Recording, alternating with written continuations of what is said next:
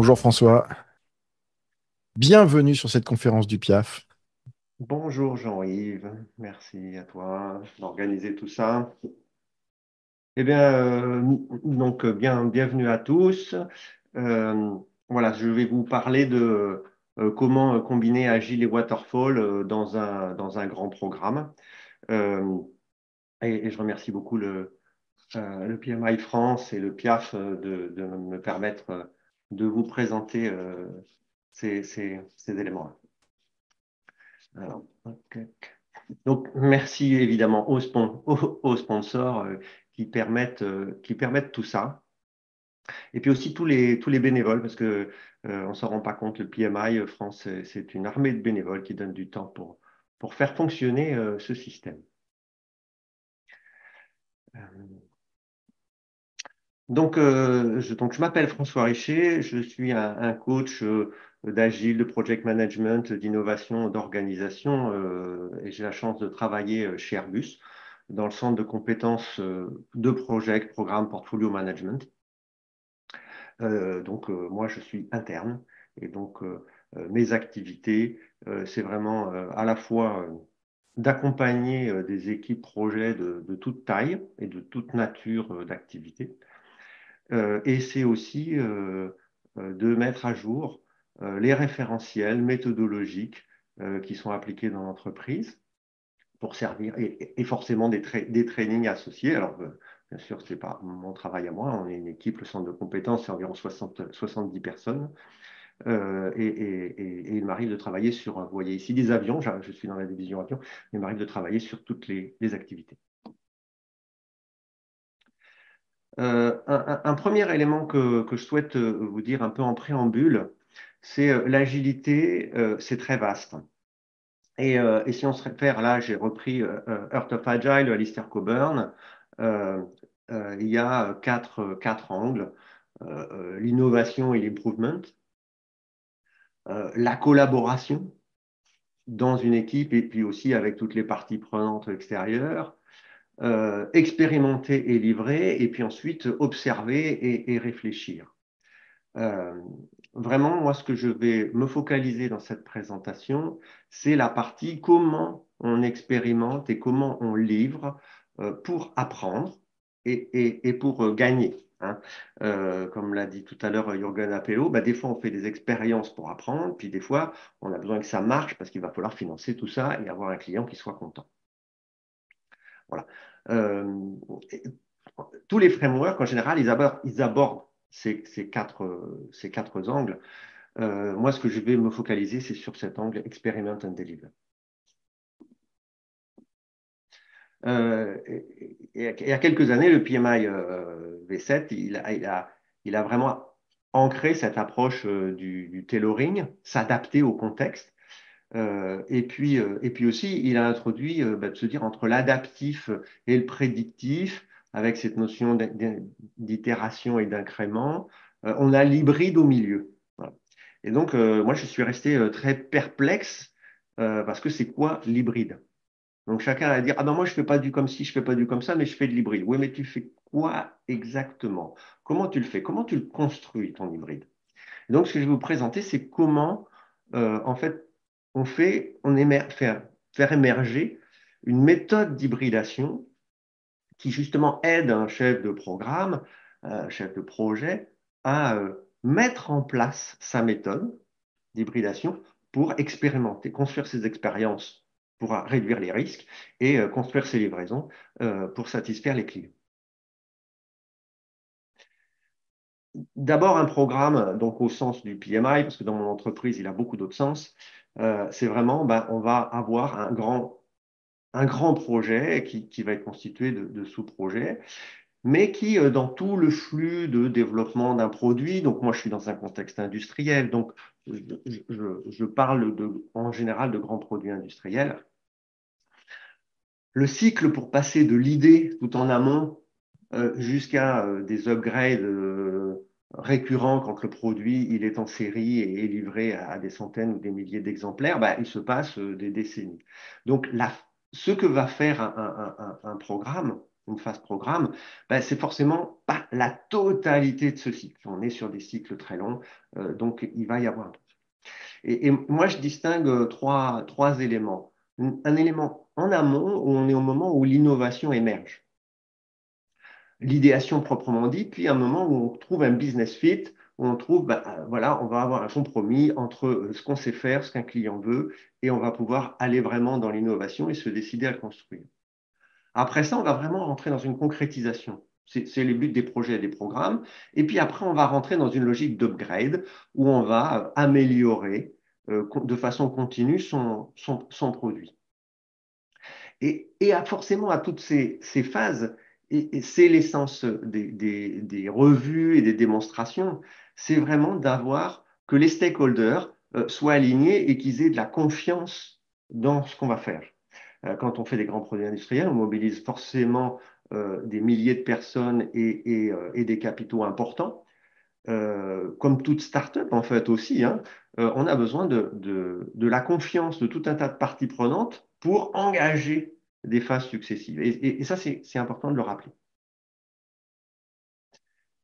Dans ces grands produits industriels, on a aussi ben, des composants de nature très différente.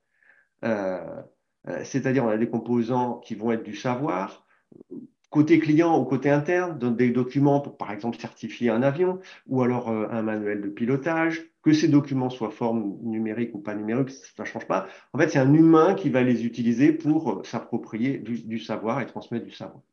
On a tout ce qui est software, de type software, mais que ce soit des softwares de livraison ou des softwares embarqués ou des softwares de modélisation, les digital twins, tous ces éléments-là. On a, entre guillemets, du hardware vrai, que ce soit de l'électronique, l'électromécanique, de la structure, comment est-ce que je dirais, des pneus, tout un tas de choses. Et puis, ben, des moyens de test et de développement. Et pourquoi c'était important pour moi de définir ces types de composants?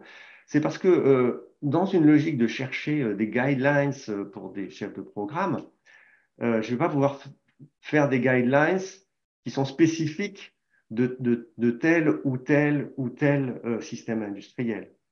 Je veux pas, on a des milliers de types de composants qui sont assemblés ben, dans nos produits. On ne peut pas être spécifique. Donc, il me fallait trouver un moyen d'être beaucoup plus générique que vraiment que les technologies proprement dites. C'est pour ça que j'ai pris ces catégories qui sont je dirais, très, très classiques. Et, et, euh, et un autre élément important dans ce préambule, c'est exactement connecté à ce que vient de raconter Jürgen Appelo. C'est-à-dire qu'il y a des contextes, on ne peut pas intégrer très fréquemment. C'est trop coûteux, c'est trop compliqué, il n'y a pas l'espace. euh, donc, il y a des contraintes. Donc, on va être sur une logique d'intégration unique. Et puis, ben, il y a des endroits où ben, on sait faire de l'intégration toutes les heures, très fréquemment, très automatisé. Et de l'autre côté, ça, c'est le côté technique. C'est le côté de celui qui fabrique le produit, qui fait le système. Euh, mais par contre, du côté du client, exactement l'exemple de Jürgen Appelo sur un film. Euh, la façon dont vous construisez le film par itération, plein de fois, plein de versions que vous faites et tout ça, le client, il s'en fout. Ce qui va être important pour lui, c'est au moment où il prend. Est-ce qu'il est très volontaire pour prendre un produit qui s'améliore de façon progressive, continue, ou est-ce qu'il a vraiment besoin que, ah non, quand il reçoit le produit, c'est clair et net, ça marche. Bah, vous imaginez bien, moi je suis dans les avions, hein, une compagnie aérienne qui reçoit son avion, elle ne veut pas d'incrémental, hein. Elle veut un avion qui marche, et vous, quand vous êtes passager, vous voulez un avion qui arrive à destination, qui ne fait pas demi-tour au milieu parce qu'il y a un truc qui manque. Donc ça, ces deux paramètres, ils vont servir à définir des guidelines d'hybridation et qui vont être très liés à ce que je viens de dire, c'est-à-dire qu'on a une différence de la taille du batch, la taille du lot que l'on peut faire. Et l'opposition très fréquente entre waterfall et agile, c'est ça. C'est est-ce que je fais du one-shot ou est-ce que je peux faire par petits bouts? Et forcément, l'idée, là, c'est de dire, mais comment est-ce qu'on peut réduire cette taille de bâche quand ça fait du sens en regard des coûts et des efforts d'intégration du système? Pour ça, j'ai passé pas mal de temps à explorer les différents frameworks et j'en suis arrivé à identifier des approches de développement. Donc ça, c'est aussi un terme qui est dans le PMI, là, enfin, le process de développement, euh, et que je classe dans cette flèche très adaptative et très prédictive.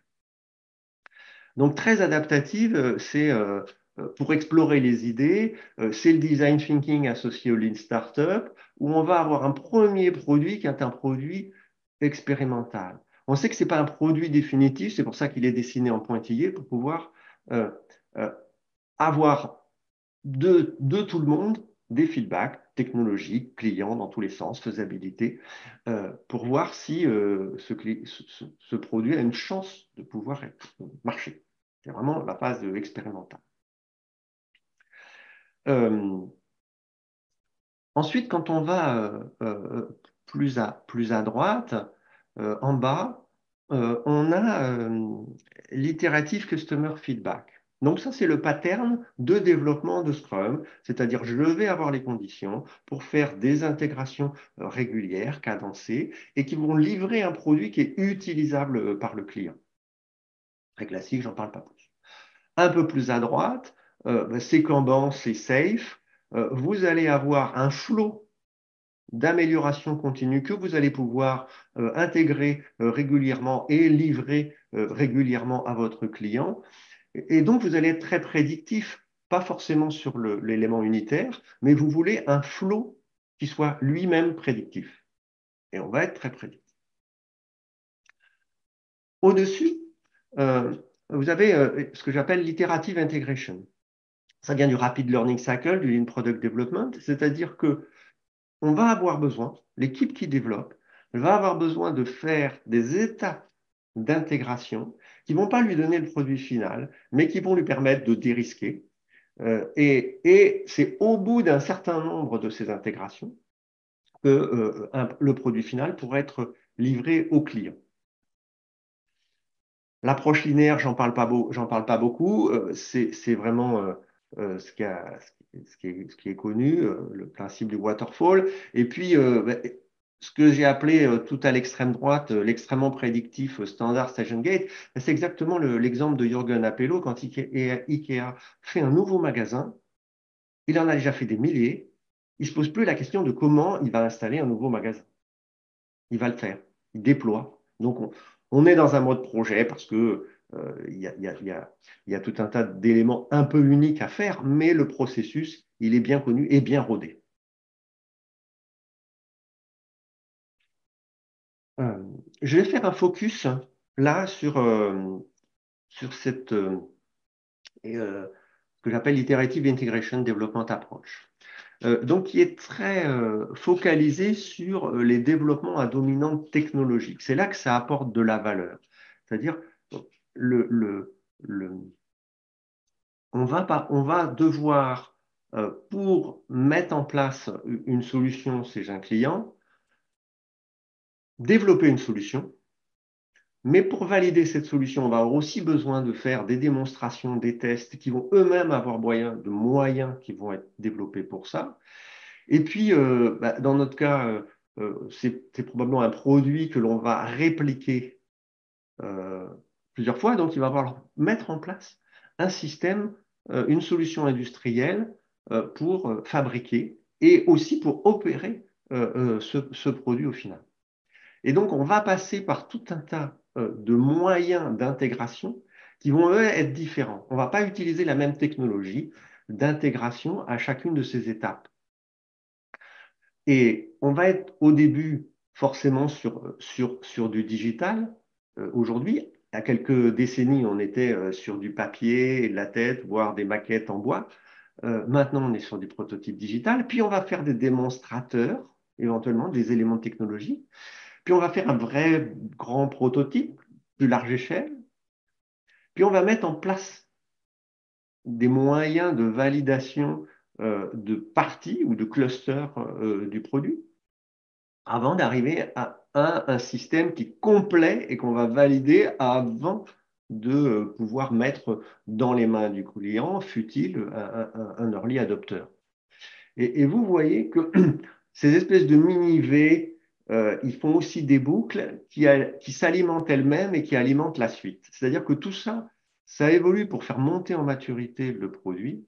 Et c'est ce qu'on voit en fait, c'est-à-dire que la part qui est fixe et la part qui est variable dans les requirements de ce que SAFe appelle le solution intent, elle va progressivement aller vers on a tout défriché, donc tout est connu et il y a très peu d'incertitudes à la fin. Et forcément, ce que veut un client d'un produit hautement technologique comme les nôtres, ben, il veut un produit d'une très grande fiabilité. Et ces différentes étapes sont là pour faire monter en maturité la fiabilité de la réponse technique.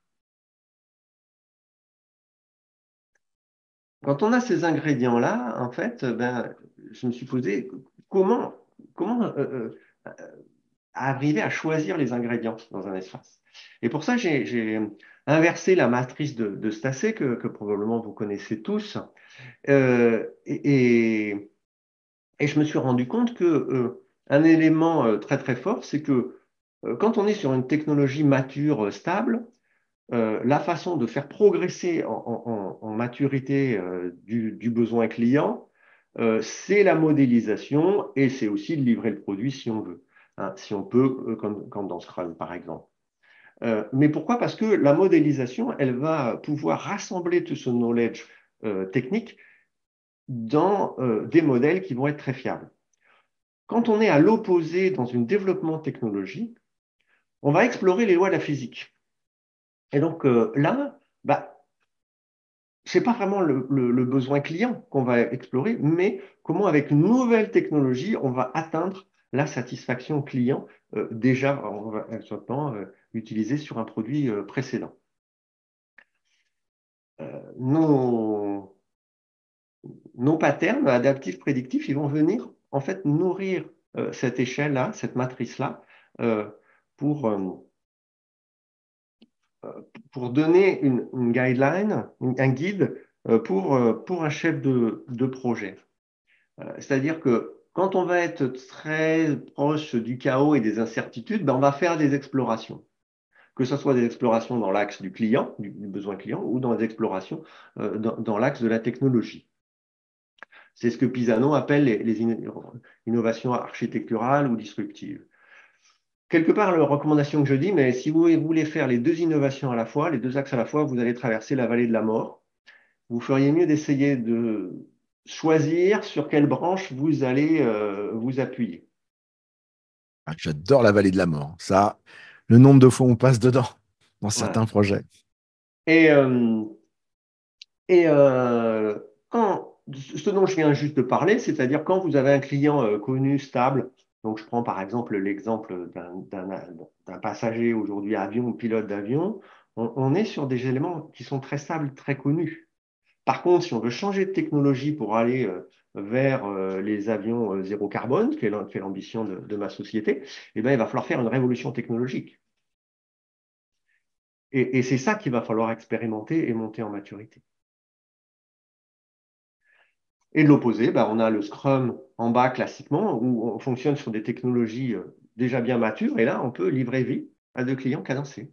Le Safe, quand on est encore plus, je dirais, on a encore plus mis en place une organisation très prédictive pour gérer un flot d'incréments en permanence, ou si on est dans une logique ben, one shot, eh ben, on va utiliser le classique waterfall. C'est exactement un cadran où ben, on a les éléments, on sait ce que on sait 95% de la technologie qu'on va utiliser, on connaît 100% du besoin du client, bah, on y va, on déroule, même si c'est long parce qu'il y a des processus longs, parce que c'est, y a beaucoup de choses à faire pour arriver au produit final intégré, ben, on y va.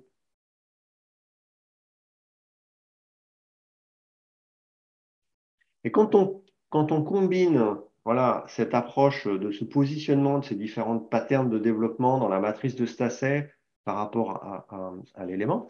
Donc, je vais revenir dessus. Là, on a un guide pour poser la question aux équipes, poser la question au chef de projet, chef de programme, mais ce que vous avez à faire, où est-ce que c'est dans ce positionnement-là? Comment vous voyez? Et ça, on peut le faire à l'échelle d'un petit projet, mais on peut le faire aussi pour chacun des composants dans un grand programme. Et on va avoir des résultats différents, forcément.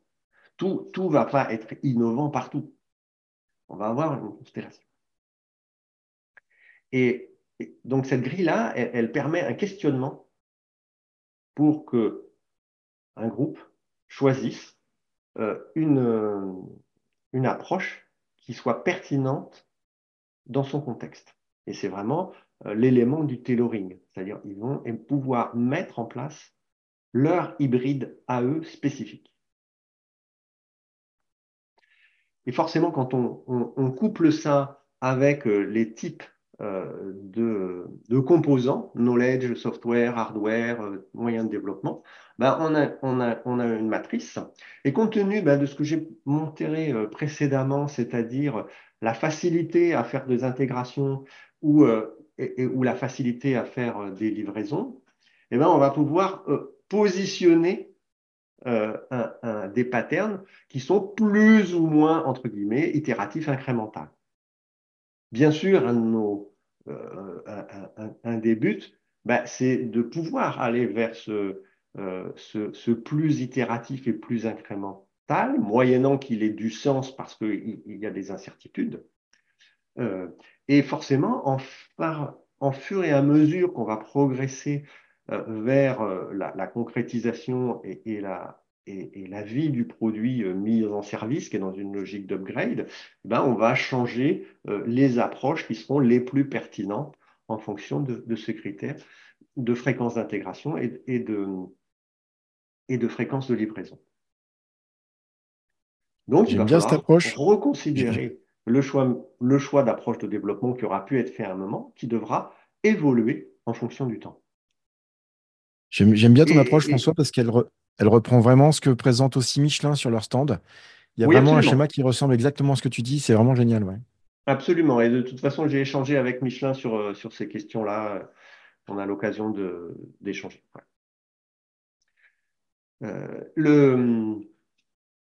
Euh, forcément, quand je dis, mais chaque chef de projet, chaque composant va choisir sa méthode, on va travailler ensemble, c'est, oh là là, non, non, il faut la même méthode pour tout le monde. Et même chez les informaticiens agilistes, non, non, quand on va faire du safe, on va faire du safe pour tout le monde.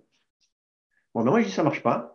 Parce que quand on a dans nos systèmes, c'est-à-dire construire des bâtiments, du software embarqué, des moyens de formation, des grandes pièces avions ou hélicoptères ou satellites, bon, bah, dire la même méthode pour tout le monde, ça n'a juste jamais existé. C'est pas possible.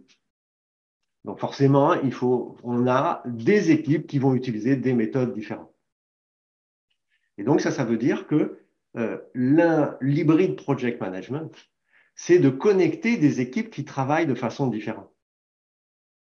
Et pour ça, il y a deux éléments très, très importants à mettre en avant, c'est-à-dire que déjà, il faut embrasser et valoriser cette diversité. Ce n'est pas un combat, moi j'ai raison, toi tu as tort, et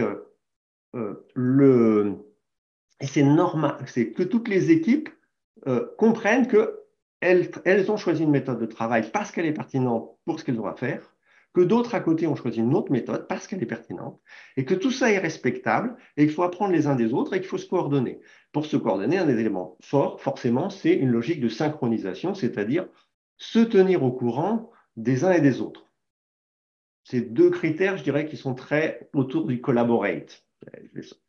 Hein, comment les gens ils se respectent et communiquent entre eux.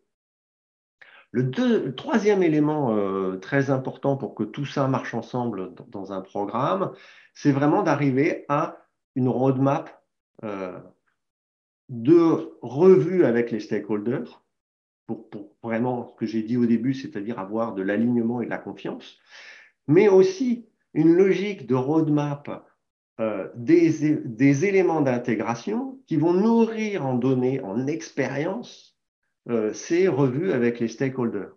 Donc forcément, construire ces roadmaps, c'est un petit peu compliqué. Il va falloir intégrer la technologie, les stakeholders.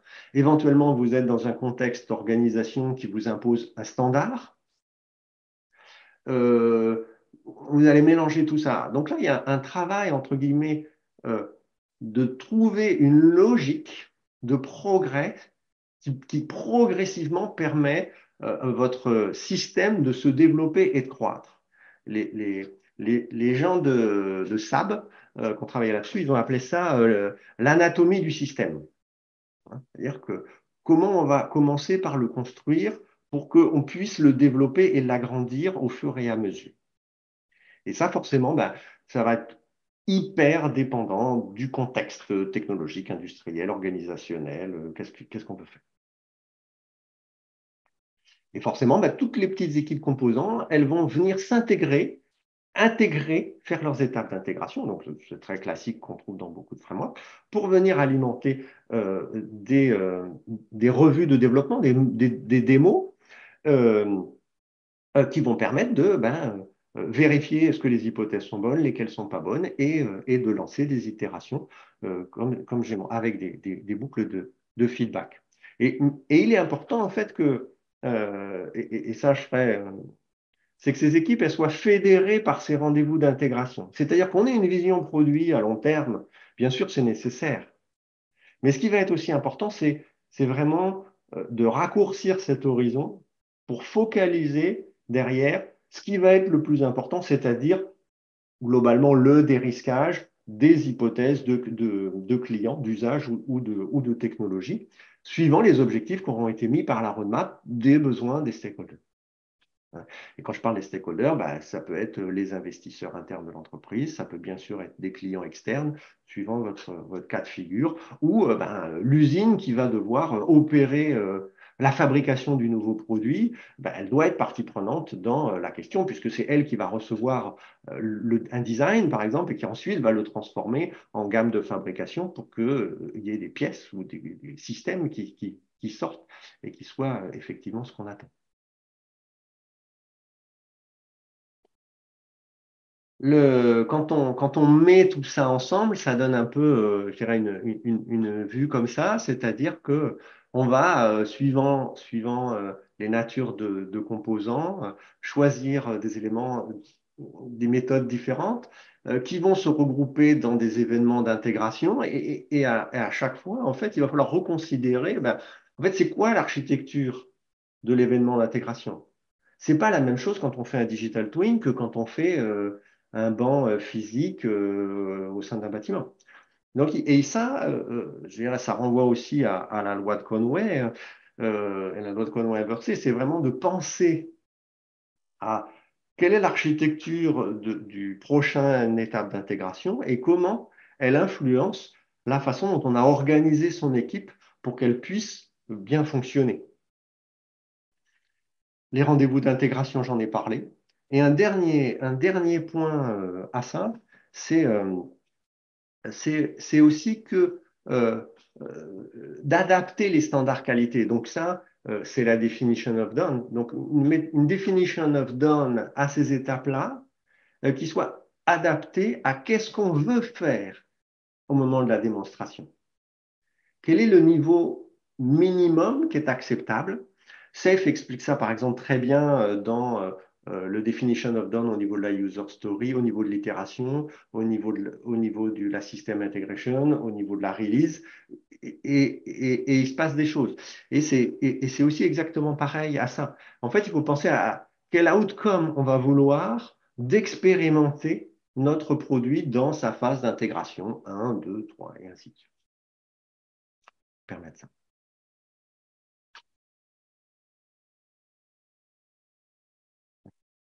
Et donc en synthèse, pour avoir dans un programme un framework hybride, on peut mélanger tous ces éléments. Euh, donc, pour des raisons de confidentialité, je ne peux pas vous partager d'exemples réels qui mettent en œuvre ces pratiques. Mais suivez l'actualité d'Airbus et des différentes divisions d'Airbus et vous en verrez probablement des éléments. Et ces 5 critères sont 5 critères de succès pour pouvoir assurer la cohésion de votre équipe programme, tout en ayant de la diversité dans les modes de fonctionnement à l'intérieur de cette équipe programme. J'ai listé aussi comme tu le mentionnais, la conférence d'hier, la B12 de Philippe Chazot de Michelin, mais quelques autres aussi qui, je dirais, sont complémentaires et très connectés euh, à ce que je viens de dire. Et voilà. Donc, c'est maintenant le temps de vos questions. Donc, dans les questions, j'ai une question, c'est comment faire face à la résistance dans la mise en place du Hybrid Project Management?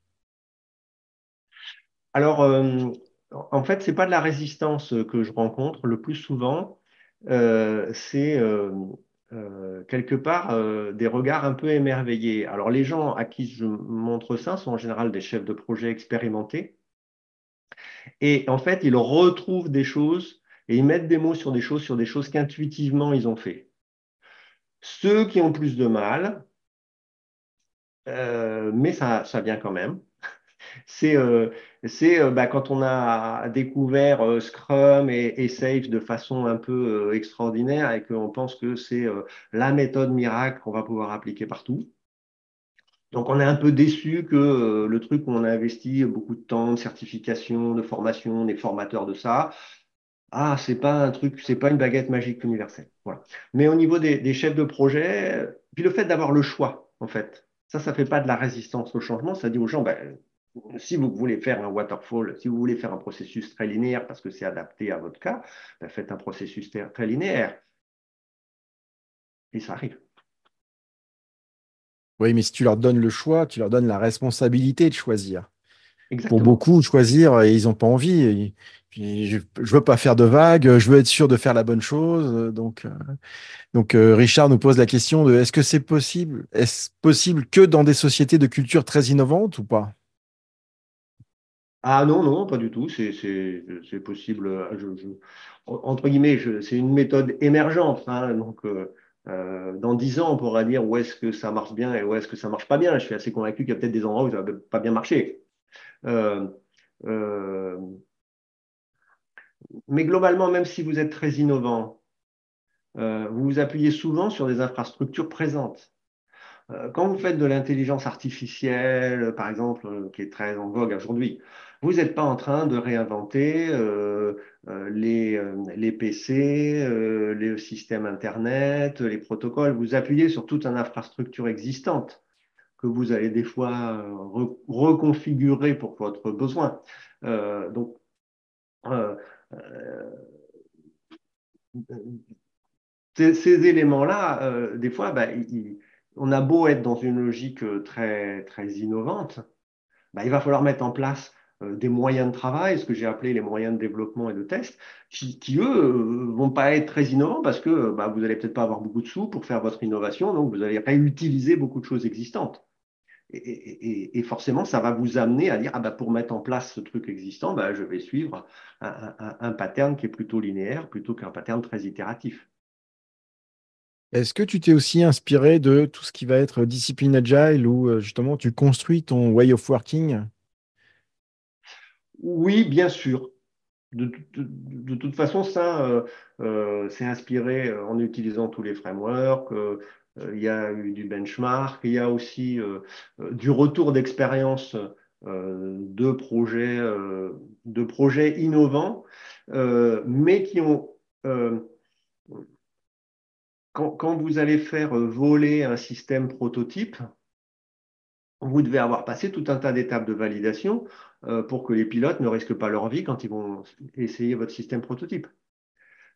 Donc, il y a aussi une capitalisation de l'expérience interne dans cette approche sur tout un tas d'expérimentations, prototypes et démonstrateurs euh, qui ont montré qu'il fallait qu'ils s'interfacent avec le reste de l'entreprise et des modes de fonction, qui avaient leur mode de fonctionnement et que C'était pas en disant, mais vous devez tous faire des incréments autour de moi, qu'ils allaient réussir leur projet. Mais c'était vraiment en trouvant les moyens de fonctionner avec des gens qui fonctionnent pas de la même façon qu'eux. Mm. J'aime bien ton approche test and learn et surtout learn by doing. Faites des petits pas, essayez quelque chose et puis derrière, vous avez la responsabilité de faire des choix pour être le plus efficace possible et n'espérez pas, comme tu l'as dit, trouver une baguette magique qui va répondre à votre place et derrière qui Et portera la donc, c'est responsabilité de l'échec. voilà. Et c'est très, quelque part, en fait, ça revient en arrière d'une des dérives des référentiels, hein, que ce soit un référentiel interne d'entreprise comme dans mon cas, ou je dirais des effets de mode sur des grands frameworks très, très médiatisés. C'est évidemment qu'on oublie de réfléchir. Voilà. Et donc là, ça dit, mais non, faire de l'hybride et faire du tailoring, ça veut dire réfléchir à votre contexte, réfléchir à vos contraintes, votre environnement, et vous poser des questions sur qu'est-ce qu'il y a d'unique dans votre projet, dans votre programme. Et donc, s'il y a de l'unique, ben, il y a des incertitudes. Et donc, comment vont être les incertitudes? Et puis, de poser la question, c'est la question aussi du client, hein. Votre client, comment il est prêt à recevoir votre produit? Est-ce qu'il est prêt à le recevoir une fois en 10 ans, hein? C'est ce que type, Jürgen, il disait ça il y a quelques minutes. Il disait, mais je m'en fous qu'il y ait des délais de plusieurs mois sur de voir le film d'une. Ce que je veux, c'est que quand je le vois, c'est fantastique. Et Oui. puis, bah, d'autres clients sur d'autres trucs qui disent, non, non, mais donne-moi ton premier bout, on va itérer, puis de toute façon, moi, je vais te donner d'autres trucs. Et ça peut même arriver dans des domaines extrêmement techniques, hein, dans des composants qui sont de la machine to machine, par exemple, où en fait, bah, les spécifications évoluent beaucoup par l'expérimentation. Ce que je retiens surtout, c'est justement cette idée de ne pas considérer que parce que tu vas prendre un joli framework qui s'appelle Safe, qui s'appelle Less, qui s'appelle ce que tu veux, on s'en fiche, euh, il va t'apporter une garantie de réussite, ce qui est complètement faux. Même si tu prends tous les meilleurs consultants du monde, même si tu prends... non, non, il faut que tu conserves ton cerveau, il faut que tu l'utilises parce que ce qui est écrit dans un bouquin, ben, c'est pas forcément ce que tu as besoin dans la vie réelle et c'est ce que tu viens de démontrer. C'est ça qui est important de se dire, vous avez plein de bouquins, vous avez plein d'outils, utilisez votre cerveau. C'est ce qui est important et tu l'as bien démontré sur toutes ces approches pour construire ce qui est important pour votre entreprise, en fait. C'est ça. Hein. Je veux dire, je suis chez Airbus, bon, bah, il y a une notoriété publique, on s'est complètement planté sur la 380. Pourquoi planter? Marche? Parce que les airlines ont été incapables de l'opérer de façon rentable, parce que les coûts de maintenance étaient trop forts. Les passagers D'accord. étaient très contents, les pilotes étaient très contents, mais, euh, mais les opérateurs étaient quasiment tous dans l'impossibilité de l'opérer de façon viable. Ok. J'avais une question, j'espère que tu vas répondre exactement comme je le dis à chaque fois dans chacune de mes formations. C'est pour ça que c'est une question peau de banane que je vais te poser maintenant. Euh, D'accord.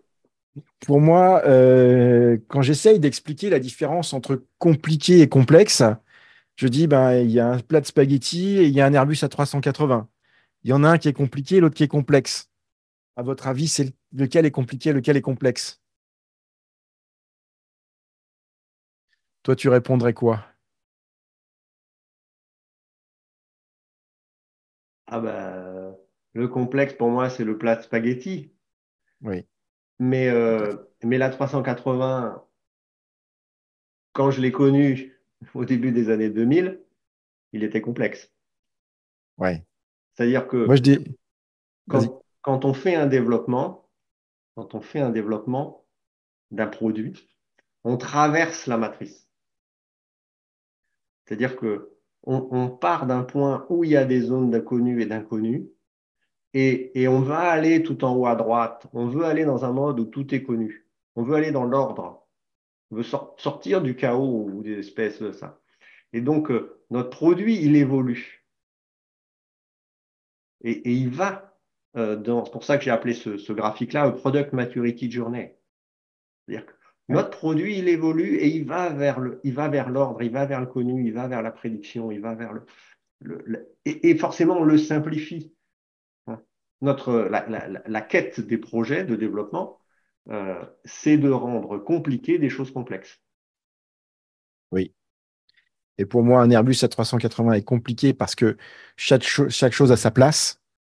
Tandis que dans un plat spaghetti, si tu commences à tirer sur une pâte, tu sais pas ce qui va bouger. C'est pour ça que c'est complexe. Eh oui. Eh bien, François, je te remercie vraiment pour cette conférence. Je vous invite à faire un petit tour sur les stands. Est-ce que tu peux remettre la slide sur le QR code pour que vous puissiez donner Voilà. votre feedback sur cette conférence? C'est très important. Et si vous avez des PDU à les récupérer, n'hésitez pas. Et puis j'espère qu'on te reverra bientôt, François. Eh bien, merci à vous. Merci à vous. Bien sûr, on peut me contacter sur LinkedIn sans aucun problème. Eh bien, bonne continuation sur cette demi-journée. À bientôt. Au revoir.